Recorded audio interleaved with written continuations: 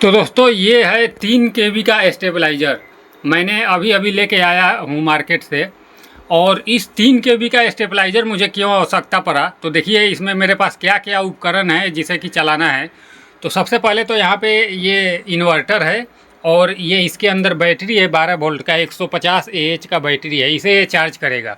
क्योंकि बिना इस स्टेबलाइज़र का पावर मेरे यहाँ इतना कम आता है कि ये चार्ज ही नहीं कर पाता है, बैटरी चार्ज ही नहीं हो पाता है और लाइट कटते ही मेरा सब ठप हो जाता है क्योंकि बैटरी चार्ज ही नहीं हो पाता है।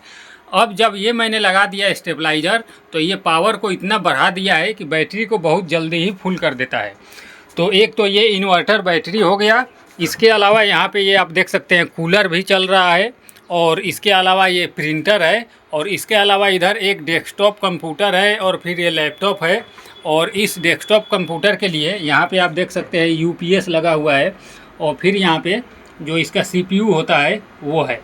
तो इतना सारा उपकरण है और इसके लिए मैंने 3 kV का यहाँ पे एग्जास्ट भी आप देख सकते हैं, एग्जास्ट भी लगा हुआ है।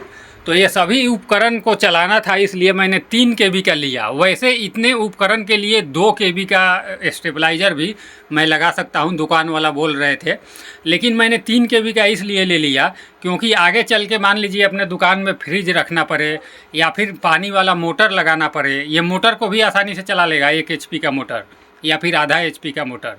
इसके अलावा ठंड के मौसम में हीटर लगाना पड़े तो ये सभी चीज़ों को चला लेगा, इसीलिए मैंने इकट्ठा 3 kV का ले लिया। वैसे ये सब उपकरण के लिए 2 kV का बहुत है, लेकिन मैंने 3 kV का इकट्ठा लगा लिया क्योंकि आगे चल के और हम वो बढ़ाएंगे, मोटर वगैरह भी लगाएंगे, अन्य उपकरण भी लगाएंगे। अब अगर इसका कीमत का बात करें तो ये 6,800 रुपये का मुझे मिला है 3 kV का इन्वर्टर, स्टेबलाइज़र। और अगर आप 5 kV का लेते हैं तो वो फिर 10,000 रुपये के आसपास में पड़ेगा। लेकिन अगर आपको 2 kV का ही लेना है तो फिर वो 4 से 5,000 रुपये के आसपास में मिल जाएगा।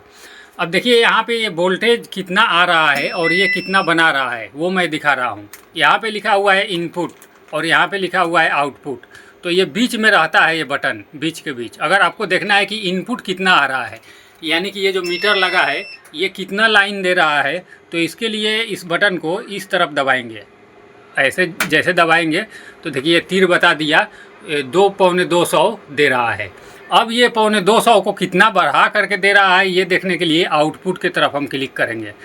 तो एक बार क्लिक करने से बीच में आएगा, आप फिर क्लिक करेंगे तो ये पौने 200 को 200 पूरा करके दे रहा है।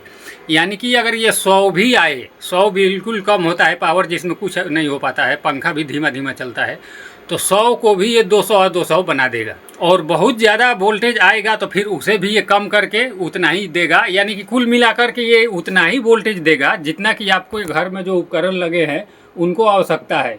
न ज़्यादा जाने देगा और न कम जाने देगा, बिल्कुल बराबर करके रखता है। तो आपके यहाँ भी पावर की कमी है या फिर कम ज़्यादा पावर आता रहता है तो फिर स्टेबलाइज़र आपको लगा लेना चाहिए और आपके उपकरण के हिसाब से कम या ज़्यादा kV का स्टेबलाइज़र लगाना चाहिए।